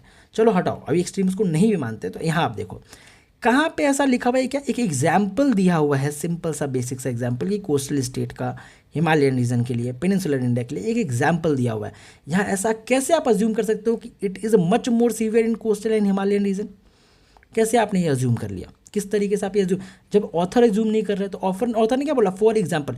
ऑथर ने क्या कहीं ऐसा बोला कि coastal state and Himalayan region is facing very heavy challenges in relation with the mitigation in relation with the climate change, ऐसा कुछ बोला क्या, they need to prepare a separate mitigation strategy और this जो भी बोला क्या, नहीं बोला। ठीक है, यहाँ पे एक एग्जाम्पल दिया हुआ है सिंपल सा कि कोस्टल स्ट्रैटेजी जो है उनको सोर्स प्रोटेक्ट करने की ज़रूरत है। हिमालयन का क्या, उनके अपने यूनिक चैलेंजेस है, उनके खुद के यूनिक चैलेंजेस है। इसका मतलब ये बिल्कुल भी नहीं हुआ है कि they are suffering much more severely. Understood, तो एक बहुत एक्सट्रीम सी चीज़ है ये कहना, and one only is the answer. Understood, चलो अब आगे आ जाओ इस वाले पैसेज में। पैसेज से पहले सिंपली आ जाओ, critical message conveyed by the passage. ठीक है, कौन सा मैसेज कह रहा है, जितने भी मैसेज है ना, message by author, message bye passage, message जो भी मैसेज है इट इज़ सिमिलर ओनली, सब कुछ सेम ही है, कुछ अलग नहीं है। ठीक है, सेंट्रल आइडिया क्या है वो भी मैंने बताया, मैसेज क्या है वो भी मैं अभी बता दिया आपको, अजम्पशन क्या है बता दिया, इन्फ्रेंस क्या है बता दिया। अंडरस्टूड, तो इस तरीके से देखना है। ठीक है, देखो इस चीज़ को ना आप तब तक सीरियसली लो जब तक आप पैसेज नहीं पढ़ रहे हो। ठीक है, जहाँ पैसेज पढ़ोगे ना अपने आप आंसर दिख जाएगा आपको। अंडरस्टूड, अभी देखा है कभी एक बार भी ऐसा मौका लगा कि हम पहले क्वेश्चन देख रहे हैं और क्वेश्चन देखने के 2 बार 3 बार हमको पैसेज देखने की जरूरत पड़ रही है, नहीं, एक बार पैसेज पढ़ोगे सारी चीज़ें हो जाएंगी। अगर ये फॉर्मूला अपनाओगे कम वक्त में सॉल्व कर लोगे। अभी मैं समझा रहा हूँ तो आपको टाइम लग रहा है, खुद से करने बैठोगे तुरंत कर लोगे। क्यों, पहले ऑप्शंस आप ऑलरेडी देख के रखे हुए, आपको पता है कि जा करके पैराग्राफ में क्या ढूंढना है, आपको क्या ढूंढना। अब देखो यहाँ क्रिटिकल मैसेज आपको पता है, पैराग्राफ में आप जाके क्रिटिकल मैसेज ढूंढोगे। ठीक है, क्रिटिकल मैसेज क्या है वो ढूंढोगे। चलो आ जाओ, India's political executive should be aware that poverty and social inequality and the consequent sense of insecurity is the main social problem. मतलब क्या कि जो इंडिया के जो पॉलिटिकल एग्जीक्यूटिव्स हैं, ठीक है, जो मतलब मिनिस्टर लोग हैं, उनको ये अवेयर रहना चाहिए कि जो पॉवर्टी है और जो सोशल इनइक्वालिटी है and the consequent sense of insecurity, वो मेन सोशल और सामाजिक प्रॉब्लम है. क्या? Sense of insecurity, social inequality और पॉवर्टी, ये सामाजिक प्रॉब्लम है. ये पॉलिटिकल एग्जीक्यूटिव्स या जो मिनिस्टर्स हैं उनको इस बात की अवेयरनेस रहनी चाहिए. ठीक है, ये क्या, ये मैसेज कन्वे कर रहा है, ये बोलना चाहते हैं क्या कि मिनिस्टर्स को ये चीज़ें पता होनी चाहिए. चलो ठीक है, देखते हैं, आगे देखते हैं. ये कोई एक्सट्रीम स्टेटमेंट नहीं है तो हम इसको क्रॉस नहीं करेंगे अभी बिना पढ़े हुए. In India poverty is a primary reason for the social inequality and insecurity. ठीक है, ये नहीं बोल सकते. ठीक है, ये नहीं बोल सकते, लेकिन फिर भी हम आगे देखते हैं. लेकिन लिखा हुआ है क्या कि पॉवर्टी क्या एक प्राइमरी रीज़न है, मतलब प्राइमरी रीज़न है, तो ये भी हम ये नहीं बोल सकते कि primary is a extreme thing to say. ठीक है, ये भी हम नहीं बोलेंगे. चलो आगे देखते हैं. Poverty and social inequality are so intricately linked that they pose an unmanageable crisis for India. मतलब क्या कि पॉवर्टी और सोशल इनइक्वालिटी वो इतनी लाइक इंटीग्रेटली जो है लिंक्ड है आपस में कि ये एक ऐसे क्राइसिस को इंडिया में ले आई है जो अनमैनेजेबल है. ठीक है, मतलब उसको मैनेज ही नहीं किया जा सकता है. पॉवर्टी और सोशल इनइक्वालिटी इस तरीके से लिंक्ड है कि ये अनमैनेजेबल है. ये एक निगेटिव सा स्टेटमेंट हो गया. ठीक है, जैसे कैसे ऊपर वाले स्टेटमेंट में हमने देखा था, ये निगेटिव सा स्टेटमेंट. सेकंड, ये इंडिया इतना डाइवर्स है कि यहाँ कर ही नहीं सकते. तो कभी भी ऐसा निगेटिव सा स्टेटमेंट दिखे ना, ऐसा एक्सट्रीम सा स्टेटमेंट और निगेटिव सा स्टेटमेंट, दोनों ही स्टेटमेंट ध्यान रखना. ये एक बहुत ही निगेटिव स्टेटमेंट है. क्या कि पॉवर्टी और social inequality are so intricately linked. यहाँ तक सब ठीक चल रहा था, बट जब यहाँ लिख दिया ना कि अनमैनेजेबल क्राइसिस फॉर इंडिया, कि इंडिया क्राइसिस को मैनेज ही नहीं कर सकता है, this is very like negative thing to say. कि कैसे, क्यों नहीं मैनेज कर सकता है? इंडिया एक बड़ी देश है, हर कुछ है, इंडिया के पास रिसोर्सेज है, क्यों नहीं मैनेज कर सकता है? बिल्कुल कर सकता है. तो अनमैनेजेबल क्राइसिस फॉर इंडिया, ऐसा कभी यूपीएससी आपको निगेटिव चीज़ बोलेगा ही नहीं इंडिया के बारे में, या ऑथर भी कभी, या कोई पैराग्राफ भी ये मैसेज कभी भी नहीं देना चाहेगा कि हाँ ये चीज़ है और इंडिया के लिए ये अनमैनेजेबल है, इंडिया इसको मैनेज ही नहीं कर सकता. तो ये क्या है, एक निगेटिव स्टेटमेंट है. हमेशा निगेटिव ऑप्शन को, निगेटिव स्टेटमेंट को ध्यान से पढ़ो, ध्यान से समझो. ठीक है, ये गया. ठीक है, डी पढ़ो. Insecurity more than poverty, poverty से ज़्यादा insecurity is the main economic issues, जहाँ गवर्नमेंट पॉलिसीज़ को जिसको एड्रेस करना चाहिए. ठीक है, इनसिक्योरिटी जो है पॉवर्टी से ज़्यादा एक इनसिक्योरिटी इशू है ऐसा. ठीक है, चलो एक स्टेटमेंट हमने हटा दिया, अब हमारे पास 3 स्टेटमेंट है. अब अपनी एक्यूरेसी यहाँ से बढ़ेगी. ठीक है, कि अपने को बस 3 में से चूज़ करना है. अब ये पढ़ो पैसे, 2 मिनट में समझ में आएगा मैसेज क्या है. If the social inequality is the most acutely felt social problem in India, social inequality जो है वो एक मोस्ट एक्यूटली सोशल प्रॉब्लम है इंडिया में. Insecurity more than poverty is the most acutely felt economic problem. देखो यहाँ पहले ही line में आंसर दिया हुआ है. क्या लिखा हुआ है? Insecurity more than poverty is the most acutely felt economic problem. ठीक है, जैसे social inequality most acutely social problem है, इनसिक्योरिटी क्या है? इकोनॉमिक प्रॉब्लम है. Then beside those below the official poverty line, even those just over the poverty line. ठीक है, even ऐसे लोग जो पॉवर्टी लाइन के ठीक ऊपर है, subject to the multiple economic insecurities, उनके पास भी इनसिक्योरिटीज हैं. कौन? जो जस्ट पॉवर्टी लाइन के ऊपर हैं, just above the poverty line, वो भी, उनके साथ भी क्या है? मल्टीपल इकोनॉमिक इनसिक्योरिटीज़ हैं. तो ऐसे नहीं केवल गरीब लोग, जो पॉवर्टी लाइन के जो लोग ऊपर है, उनके साथ भी ये प्रॉब्लम चल रही है. ठीक है, देखो कीवर्ड अंडरलाइन करना उसलिए इंपॉर्टेंट है. उसलिए मैं बोल रहा हूँ, मैं जो भी चीज़ बोल रहा हूँ बहुत सेंसिबल चीज़ बोल रहा हूँ, लॉजिक के साथ बोल रहा हूँ. ठीक है, देखो अभी हमने 14th क्वेश्चन पढ़ा नहीं, हम लोग को ये भी पढ़ना चाहिए था ना. आप इस चीज़ को याद रखना, दोनों क्वेश्चन पढ़ना फिर पैराग्राफ पे जंप करना. अभी हमने 13 पढ़ के मैं पैराग्राफ पे आ गया, लेकिन आप 14th भी पढ़ो फिर पैराग्राफ पे आओ. अंडरस्टूड? अब इनसिक्योरिटीज लाइक क्या? Wealth and health crisis, health risk, market fluctuation, job related uncertainties की जॉब चला जाएगा. And many government policies are actually intended toward the mitigating this insecurities. मतलब बहुत सारी गवर्नमेंट पॉलिसीज है जो इस पर काम कर रही है.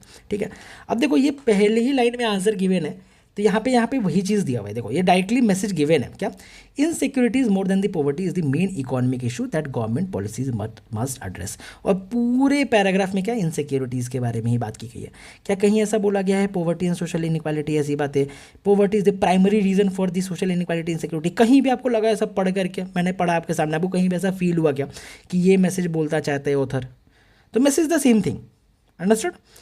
कहाँ पे पूरे पैराग्राफ में केवल इनसिक्योरिटी की बात हुई और उसको और ज़्यादा स्ट्रॉन्ग क्या बनाते हैं, तो ये वाला लाइन कि just over the poverty line, मतलब जो लोग गरीब नहीं है उनके पास भी मल्टीपल इनसिक्योरिटीज़ है। तो ये इस चीज़ को और पुख्ता करता है ये चीज़। चलो ठीक है। 14 देखो, following assumption have been made. क्या अजम्पशन आप मेड कर सकते हो, क्या बना सकते हो, अजम्पशन क्या हो सकता है?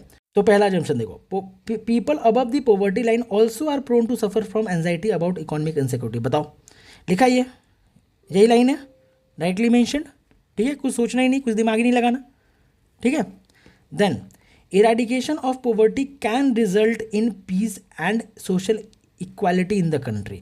ये कहीं भी आप अज्यूम कर सकते हो, कहीं भी कि आप पॉवर्टी हटा दो अगर, तो पीस आ जाएगा पूरे देश में और सोशल इक्वालिटी आ जाएगी। कहीं से भी आप किस तरीके से अज्यूम कर लोगे, चलो आप मेरे को बताओ। बल्कि इनसिक्योरिटी अगर यहाँ रहता तो होता कि यहाँ पे अगर इनसिक्योरिटी अगर ख़त्म हो जाए तो पीस आ सकती है, तो भी सोशल इक्वालिटी की हम बात नहीं करेंगे। तो बिल्कुल रबिश, इसको काटो ऐसे और one only is the answer. कितने आराम से आप आंसर पे पहुँच गए, कितने आराम से आप आंसर पे पहुँच गए, अंडरस्टूड। कि people above the poverty line also prone to suffer from the anxiety, यही चीज़ बता रहा था यहाँ पे। और कहीं भी ऐसा नहीं है कि इरेडिकेशन पॉवर्टी अगर हटा दो तो पीस और सोशल इनइक्वालिटी आ जाएगी, कहीं भी पैराग्राफ में नहीं हो रहा है। देखो एक चीज़ मैं बताता हूँ, आपके मन में और दिल दिमाग में क्या जो भी चल रहा हो, लेकिन आपका अजम्पशन वही होना चाहिए जो पैराग्राफ में लिखा हुआ है। मैंने ऑलरेडी बताया, ग्लास वाला एग्जांपल मैंने बताया हुआ है कि पैराग्राफ में लिखा है क्या कि ग्लास आधा खाली है, और क्वेश्चन में लिखा हुआ है ग्लास आधा भरा हुआ है, दोनों सिमिलर चीज़ है। लेकिन पैराग्राफ में लिखा है ग्लास आधा खाली है, इसका मतलब ये बिल्कुल भी नहीं है ग्लास लीकेज हो रहा है, अंडरस्टूड। तो जो चीज़ें लिखे ही है उसी को आपको अज्यूम करना है, अंडरस्टूड। चलो आगे आ जाओ। चलो फिर अगेन डायरेक्ट क्वेश्चन से रीड करते हैं, ठीक है। तो विच रिफ्लेक्ट द कोरोलरी। कोरोलरी क्या होता है, देखो अभी यहाँ पे ना इस पैसेजेस पे ना इतना ऐसा बिल्कुल डेप्थ में मत जाना कि कोरोलरी का मीनिंग क्या है और ये सारी चीज़ें, इतना देखो इन कीवर्ड्स को ना इतना ज़्यादा सीरियसली मत लेना जब तक आप स्टेटमेंट और जब तक आप क्वेश्चन पढ़ नहीं लेते हो, ठीक है। कोरोलरी का देखो सिंपल सा मतलब क्या होता है ना कि अगर मान के चलो कि कुछ भी अगर सही है, इफ़ समथिंग इज़ ट्रू, मतलब उससे रिलेटेड जितनी भी चीज़ें होंगी वो सही ही होंगी, ठीक है। मतलब कोई चीज़ अगर सही है, इफ़ पैराग्राफ में कोई ऐसी चीज़ बताई गई है, कोई फैक्ट बताया गया कि हाँ भाई ये चीज़ सही है, तो उससे रिलेटेड जो भी चीज़ें होंगी वो सही होंगी। सिंपल सी बात ये कोरोलरी का मतलब। लेकिन आप अगर नहीं भी जानते मीनिंग, तब भी ये पैसेज को बहुत आराम से सॉल्व कर लोगे, बहुत आराम से, बहुत ही आराम से, ठीक है। तो रिलैक्स करो, बिल्कुल मैं आपको प्रेशर नहीं दूंगा कि आप ये जानो वो जानो, वो सारी चीज़ें, रिलैक्स। चलो स्टार्ट करते हैं। The benefit of the economic reform percolates down more slowly to the agriculture sector than the other sector of the economy. मतलब क्या कि जो भी इकोनॉमिक रिफॉर्म्स की जो बेनिफिट है, जो फ़ायदे हैं, वो एग्रीकल्चर सेक्टर में बहुत स्लोली आता है as compare to the other sectors. और सेक्टर्स को अगर कंपेयर करो तो इकोनॉमिक रिफॉर्म्स जो तुम्हारे हैं वो एग्रीकल्चर सेक्टर में थोड़े स्लोली होते हैं, ठीक है। ये बोलता है पहला स्टेटमेंट। चलो होते होंगे, आगे देखते हैं। For India the green revolution was not as useful as it was expected to be. ये एक निगेटिव सा स्टेटमेंट, फिर से एक निगेटिव स्टेटमेंट। मैंने ऊपर निगेटिव स्टेटमेंट का बोलना क्या कि ग्रीन रेवोल्यूशन इंडिया के लिए उतना यूजफुल नहीं रहा, है ना भाई, यूजफुल ही नहीं रहा। आपको नहीं पता ग्रीन रेवोल्यूशन कितना यूजफुल रहा है इंडिया के लिए, किस किस मामले में यूजफुल रहा है, आपको पता है ये चीज़ कि ग्रीन रेवोल्यूशन किस तरीके से कितना यूज़फुल रहा है, अपनी इकोनॉमी में बढ़ा है ग्रीन रेवोल्यूशन, ठीक है। कितना इंपॉर्टेंट था ये, कितना ज़्यादा इंपॉर्टेंट था ये। तो ये एक निगेटिव सा स्टेटमेंट है, या मैंने पॉजिटिव का साइन दे दिया, इसको हटा दो। निगेटिव सा स्टेटमेंट है क्या कि it is not useful as it was expected to be. तो ये एक निगेटिव सा स्टेटमेंट है, तो इसको हटा दो सिंपल सा।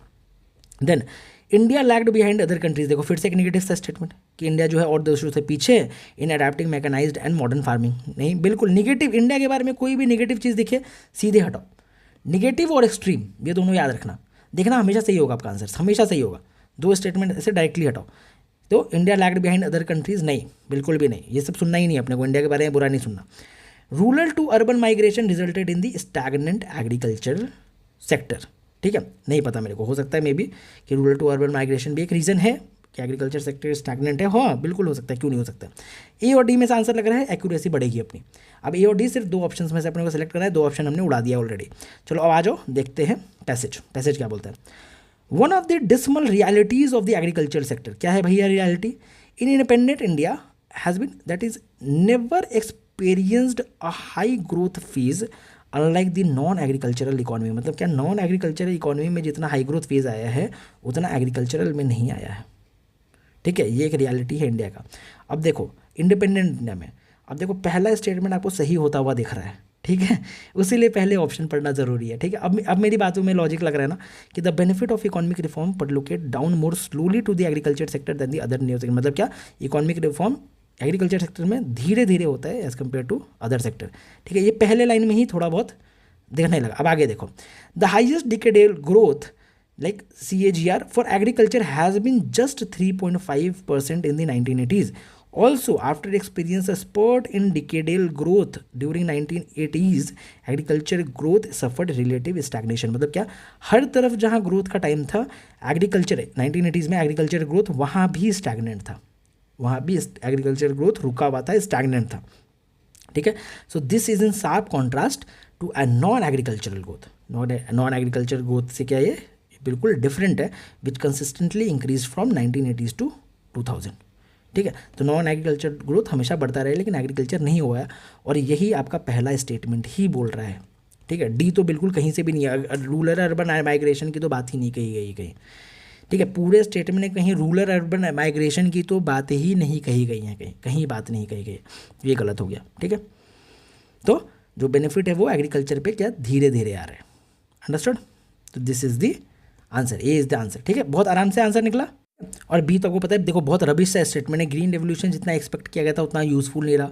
तो ये सब तो कहीं बात ही नहीं कही गई ग्रीन रेवोल्यूशन की, या ग्रीन रेवोल्यूशन से एक्सपेक्टेशन की, या ग्रीन रेवोल्यूशन तक का जिक्र भी नहीं है। सिंपल दो सेक्टर्स के बीच में कंपैरिजन है। ठीक है, तो गलत हुआ, मैंने क्या बोला, पहले ही काट दो, आप सही हो गए। आप बस मेरी बात तो मानो, सही हो गए आप। मैकेनाइज्ड और नॉन मैकेनाइज्ड की बात हुई थी कहीं नहीं हुई, तो आपने पहले ही काट करके अपना चांस एक्यूरेसी बढ़ा दिया यहाँ पे। ठीक है, चलो then the next is reference to the passage following assumption. आप देखो अजम्पशन की बात आ गई, अजम्पशन कब होगा, अजम्पशन होगा तो आपको थोड़ा ब्रॉड सोचना है और पैसेज से स्टिक रहना है, सबसे इंपॉर्टेंट चीज़।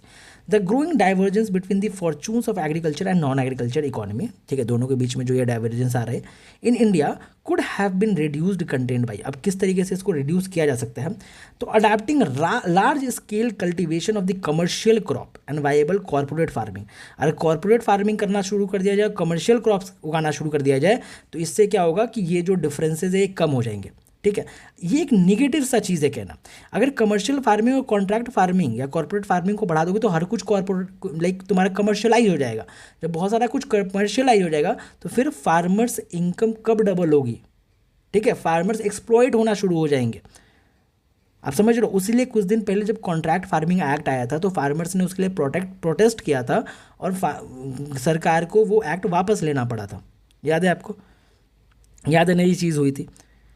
तो वो भी क्या लिखा हुआ है, लार्ज स्केल, वो भी नहीं कि like to the some extent, नहीं, large scale cultivation of commercial crop. जब लार्ज स्केल आप ये सारी चीज़ें अडाप्ट करने लगोगे कि कमर्शियल क्रॉप और कॉर्पोरेट फार्मिंग ये सारी चीज़ें करोगे तो फिर तो अंबानी अडानी को ही फ़ायदा होगा ना, फिर फार्मर्स को क्या फ़ायदा होगा इस चीज़ के लिए। तो कभी क्या यूपीएससी ये बोलेगा कि आप ये चीज़ करो, हाँ इससे जो ये गैप कम हो जाएगा, नहीं, बिल्कुल भी नहीं, गलत चीज़ है, बिल्कुल गलत चीज़ है। ठीक है, तो पहला तो जाएगा providing free insurance for all crop. देखो अब ये क्या एक्सट्रीम स्टेटमेंट है कि नहीं। एक तो पता है क्या, हमेशा ये दोनों क्वेश्चन पढ़ लेना, मैं पढ़ नहीं पा रहा हूँ, 21 और 22 दोनों पढ़ लेना, फिर ही पैसेज देखना। ठीक है, मैं भूल जा रहा हूँ बार बार, लेकिन दोनों क्वेश्चन पहले पढ़ना, 21-22 या जैसे 2 क्वेश्चन होते हैं हर एक पैसेज के ना, तो दोनों क्वेश्चन पढ़ो फिर पैसेज पे जंप करो। देखो अभी पहले ये पढ़ा होता तो इसको पहले ही मैंने हटा दिया होता, सेकंड वाला, और फर्स्ट वाला ही पहले ही हटा दिया होता मैंने। अगर मैं पहले पढ़ता तो यहाँ पे मेरे को ये पैसेज देखने की जरूरत नहीं होती, 2 मार्क्स मेरे ऐसे ही होते हैं। OMR में मार्क्स भी कर देता बिना इसको पढ़े। समझ लो कि फ्री इंश्योरेंस सारी क्रॉप्स के लिए, हेविली सब्सिडाइजिंग सीड्स को हेविली सब्सिडाइज कर दो, फर्टिलाइजर को, इलेक्ट्रिसिटी को, सब कुछ को सब्सिडाइज कर दो जितना तुम्हारा डेवलप्ड कंट्री के लेवल पे, तब बराबर हो जाएगा। बताओ अब कितना एक्सट्रीम है ये सारी चीज़ें कहना, खुद सोच लो। ये तो आप लॉजिक से सोच सकते हो, इसमें तो ज़्यादा एक्सप्लेनेशन भी नहीं करना मेरे को, नीदर 1 नॉर 2, एकदम सिंपली आंसर आ गया इसका, कुछ सोचना ही नहीं था। दोनों ही एक्सट्रीम स्टेटमेंट थे और दोनों को ही हमने क्रॉस कर दिया, इसमें आपको पैसेज देखने की ज़रूरत भी नहीं पड़ती। अंडरस्टूड? तो इस तरीके से आपको पूरे रीडिंग कॉम्प्रिहेंशन को करना है। ठीक है, अगर आपको पैराग्राफ में क्रक्स पूछे, ये क्रक्स क्या है, देखो मैंने उसी लिए लाइन बाय लाइन किया है, मैंने एक भी क्वेश्चन बीच में छोड़ा नहीं है। ठीक है, मैं उस तरीके से नहीं कर रहा हूँ कि मैं सेलेक्टिव क्वेश्चंस ला रहा हूँ और मैं आपको आगे समझा रहा हूँ, नहीं, मैंने लाइन बाय लाइन किया, आपको इसी तरीके से करना है। सारे चूज़ करो, रीडिंग कॉम्प्रहेंशन एक बार में उठाओ, सारे करना शुरू कर दो, ठीक है, और हो जाएगा रीडिंग कॉम्प्रहेंशन। मैं आपको डेफिनेटली बोल रहा हूँ, आगे क्वेश्चन आप खुद से करोगे और आप मेरे को बताओगे ये कैसा रहा आपका, ठीक है, आपको चीज़ें समझ में आ रही है कि नहीं है, ये चीज़ें आपके लिए वर्क कर रही हैं कि नहीं कर रही है, आप खुद से करोगे, खुद से बताओगे, ठीक है, एंड डेफिनेटली वर्क करेगा। तो 2025 का पूरा पेपर आप सॉल्व करोगे, ये होमवर्क है आपके लिए। दूसरी चीज़, आपको प्रीवियस ईयर क्वेश्चन सॉल्व करने हैं आरसीज के लिए, रीडिंग कॉम्प्रहेंशन के लिए। अंडरस्टूड? आपका रीडिंग कॉम्प्रहेंशन बहुत अच्छे तरीके से सॉर्ट हो जाएगा इस तरीके से। अंडरस्टूड? जो ट्रिक्स, जो तरीके मैंने बताए हैं उस तरीके को फॉलो करो, बाकी जो मैंने स्ट्रैटेजी बताया उस स्ट्रैटेजी को फॉलो करो, स्पेशली जब आप नॉन मैथ्स से हो तो। समझ रहे हो मेरी बात को? आपको स्टार्टिंग के 1 घंटे में जो कॉन्फिडेंस बिल्ड होगा वो अनइमेजिनेबल होगा, ठीक है। जो भी बोल रहा है बोलने दो कि पहले मैथ्स कर लो, ये कर लो, वो कर लो, बात मानो, लाइक एक्सपीरियंस के साथ मैं बोल रहा हूँ, ठीक है। अगर मैं बता रहा हूँ तो कुछ ना कुछ एक्सपीरियंस होगा मेरे को, तभी मैं बता रहा हूँ, वरना पता है एंड के लिए अगर आरसीज को या रीडिंग कॉम्प्रहेंशन को छोड़ोगे ना, पता है मैथ्स पढ़ के माइंड इतना बोरिंग हो जाता है ना एक टाइम पे ना, कि बहुत स्लोली रीड करते हो आप और लास्ट में क्वेश्चंस छूटने लगते हैं, पेपर बहुत लेंदी लगने लगता है। समझ रहे हो मेरी बात को? तो उसी लिए मेरी बात को समझो और फॉलो करो ये approach, definitely it will help you. कैसा लगा सेशन मेरे को कमेंट में बताना। All the best.